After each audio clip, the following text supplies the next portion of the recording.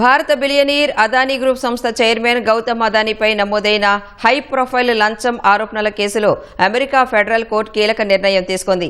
అదానీతో పాటు ఇతర నిందితులపై నమోదైన క్రిమినల్ కేసులను కొట్టివేసేందుకు ఫెడరల్ జడ్జి నిరాకరించారు. ఈ కేసును ఎందుకు ఉపసంహరించుకోవాలని అనుకుంటున్నారో తెలుపుతూ మరింత స్పష్టమైన వివరణాత్మకమైన నివేదికను సమర్పించాలని అమెరికా జస్టిస్ డిపార్ట్మెంట్ DOJను న్యాయస్థానం ఆదేశించింది. అదానీపై ఉన్న అభియోగాలను ఉపసంహరించుకోనున్నట్లు అమెరికా న్యాయశాఖ ప్రకటించిన నెల రోజుల తర్వాత ఈ పరిణామం చోటు చేసుకుంది. ఈ కేసును అధికారికంగా కొట్టివేయాలని అదానీ తరపు న్యాయవాదులు బ్రూక్లిన్లోని డిస్ట్రిక్ట్ జడ్జి నికోలస్ గరాఫిన్ కోరారు.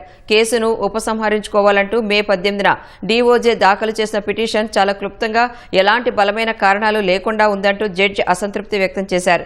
కేసును ఎందుకు కొట్టివేయాలో సరైన ఆధారాలు కారణాలతో కూడిన నివేదికను జూలై 13లోగా కోర్టుకు సమర్పించాలని ఆదేశించారు.